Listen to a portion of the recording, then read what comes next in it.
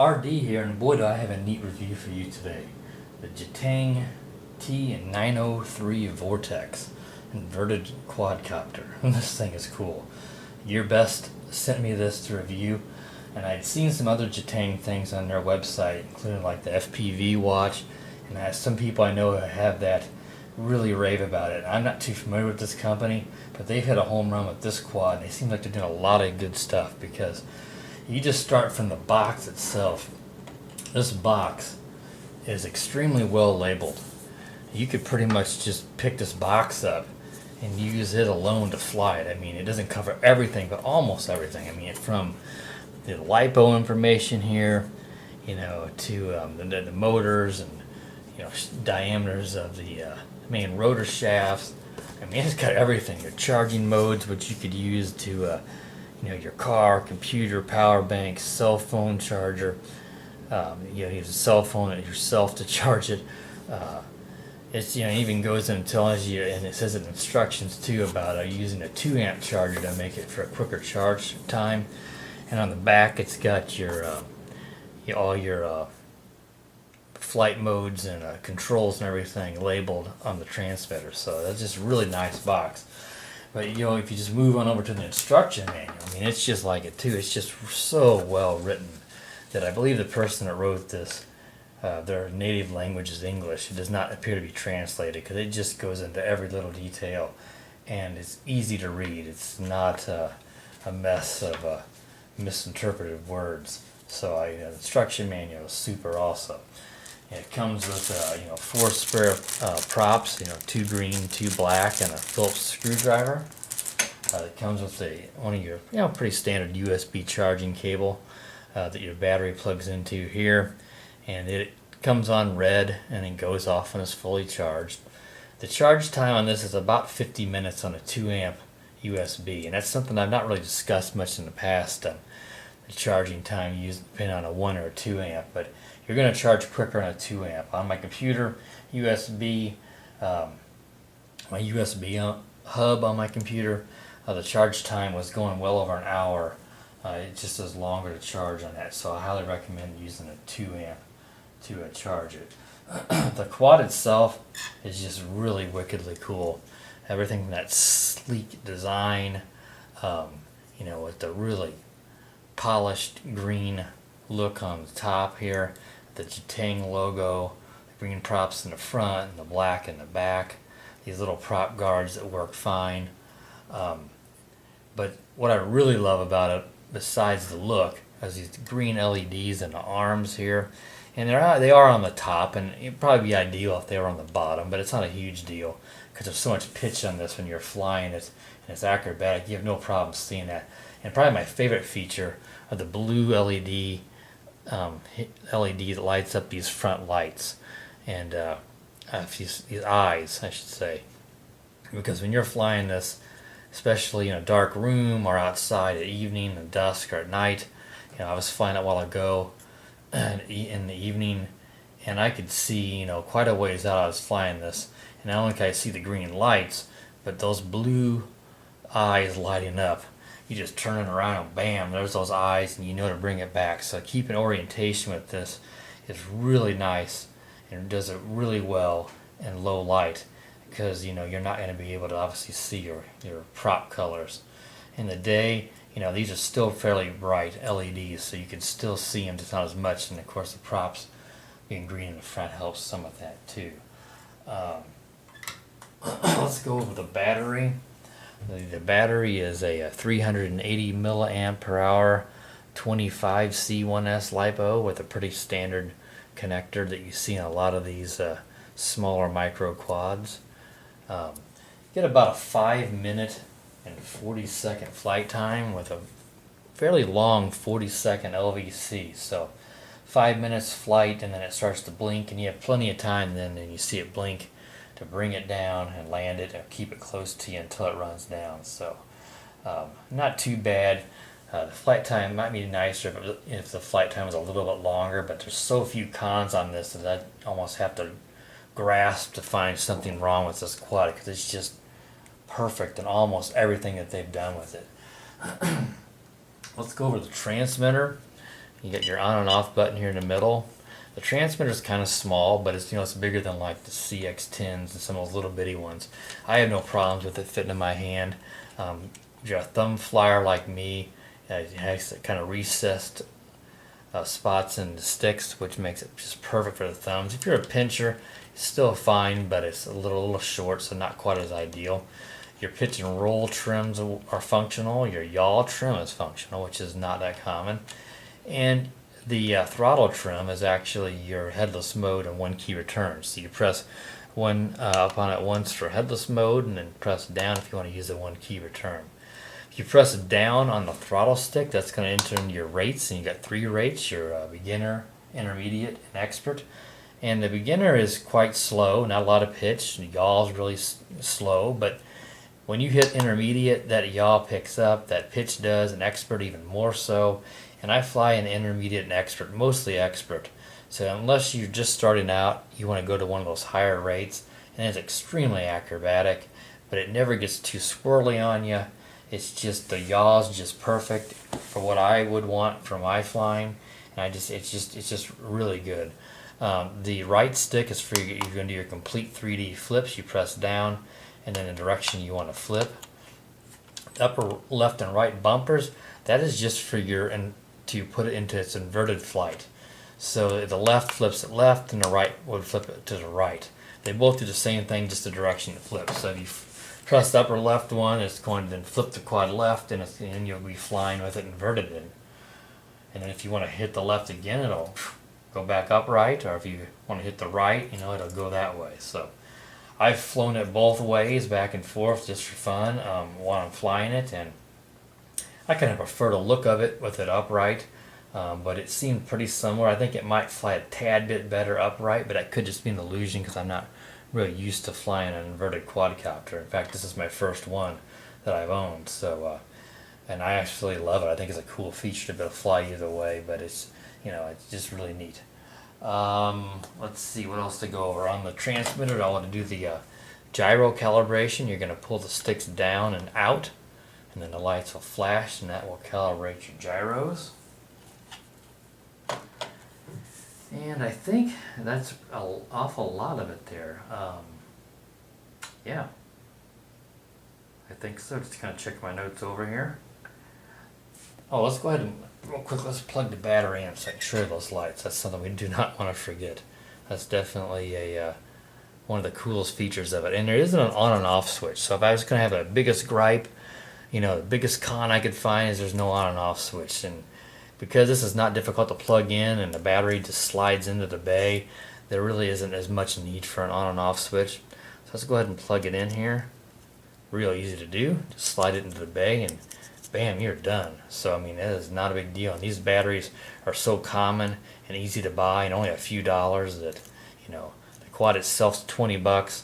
You pick up a couple extra batteries for a few dollars a piece, and you've got a ton of flying time. You charge them all up, take them out to fly. So, but anyway, you can see that you got the green flashing lights there. It's not binded. When it is binded, it'll go solid green. You've got the blue light here in the front. Now you can see lit up. And that's just wickedly cool. So I really like those LEDs.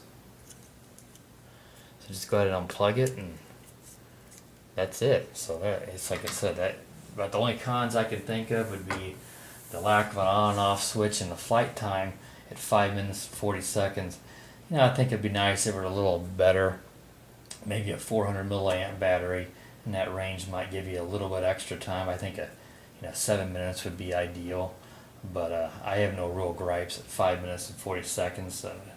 Because I always see 40 seconds, you still flies really well up until about the last 10 seconds, and you can really start to feel it lose the power as it wants to come down. So, yeah, I think that's pretty much it. So, let's go ahead and we'll go on to the flight review.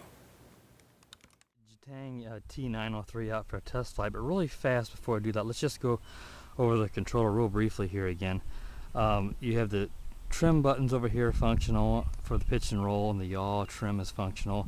Which would typically be a throttle trim is actually for your headless mode, so you press up on it and that enters you into headless mode, and then you can press down on it, and that is for you using the one key return. If you press down on the throttle stick here, that is for your rates. You've got your 3 rate modes, your beginner, intermediate, and expert mode. And the pitch roll stick, if you press down on that, and then that is for your 3D flips, and then you press the way you want it to, or move it the way you want it to flip. The top bumpers here, that is to do the inversion for flipping the quad at 180 and then flying it upside down, and then bringing it back upright. The left and right just simply is the direction you flip to make it go to the 180, so not a big deal. You can use either one. That's pretty much it. So let's go ahead and plug in the quad. You know, it does, like I said before, it doesn't have an on and off switch, but to me that's not a big deal because it's so easy to plug this battery in.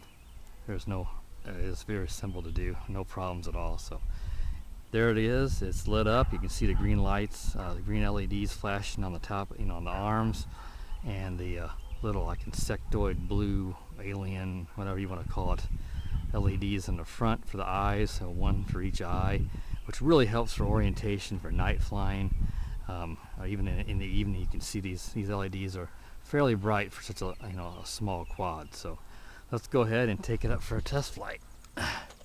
There's a little bit of a breeze at times, but I think it'll handle it just fine. Now, it tends to want to, I believe it starts out intermediate mode, which is a good mode for flying beginners. It really isn't good for this quad unless you are a beginner. So we're gonna go ahead, let's go ahead and bind it. Take it up. There's a little breeze from right to left there, so that's why it's pushing. It's not so much that I need to trim it. If I press the throttle stick again, I hear 3 beeps. That puts it into expert mode. So like I said, it starts out in intermediate because beginner's mode is not really ideal for this quadcopter unless you're just starting out. You just need to practice, small, short flying around in a small area because it doesn't have much pitch or much yaw. Now you can see here the yaw. The yaw is pretty fast. Let's bring it closer. Let's see if we can get it overhead here. There we go. We can test the yaw. It's pretty quick, but it doesn't get too squirrely on you. I think it's just about right. Let's go down to beginners. You can see, look, it's really slow.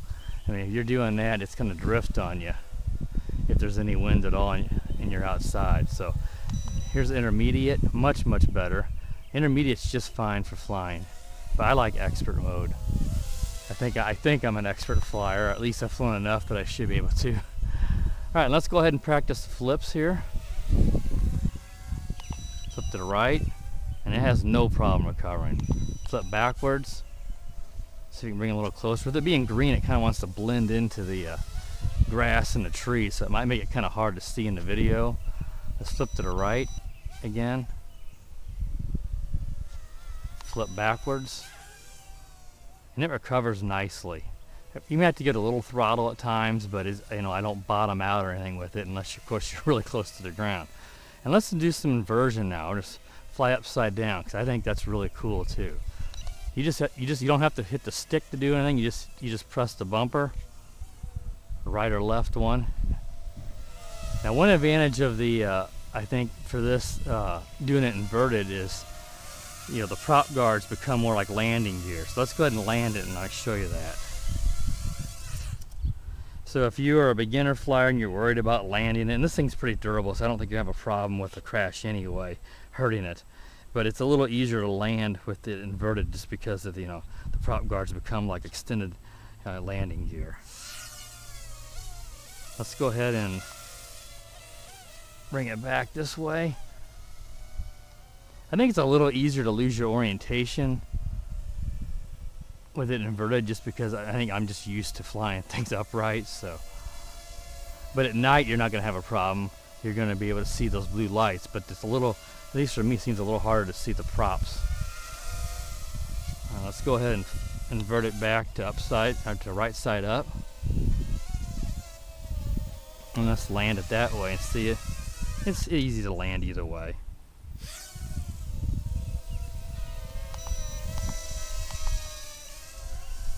All right, let's go ahead and invert it one more time. I think it looks cooler inverted, in my opinion, but it's just my preference on it, but let's turn it around and bring it back here. So it's fighting a little bit of wind, so that's going to affect it. Let's flip it back upright.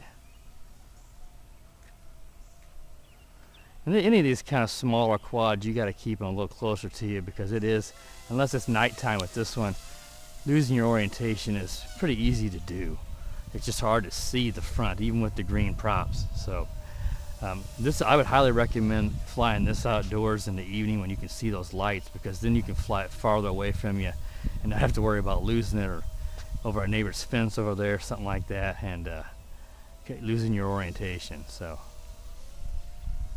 let's just do some test flying here in Expert to show the speed. It kind of reminds me of the JJR CH31 I recently reviewed. See, there's a good instance there of getting a little away from you and then losing the orientation.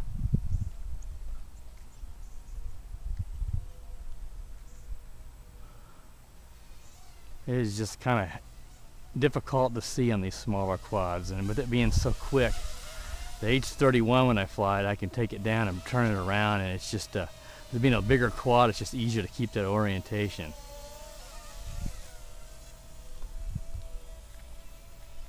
But it has similar agility to it, and I would put it in a similar class, so it's just smaller. So this one is a little better for an indoor outdoor flyer, or the JGR CH31 I recently reviewed. That's a better, that's too big to fly indoors. Alright, I think that pretty much covers it all there. So like I said, this is a good outdoor flyer, especially if it's not very windy and there's a breeze right now. I just would recommend not getting it too far away from you. Go ahead and land it. Alright, so that should cover the flight review. Like I said, I really love this thing. I fly it indoors, and I think it's perfectly fine for inside, as long as you have a decent amount of space. And outdoors, if there's not too much wind, just don't take it too far away from you, though the range seems to be more than adequate. So, alright, well, please subscribe, and we got some more cool videos I got coming up and more reviews, so please subscribe, and we'll be back soon. Thanks.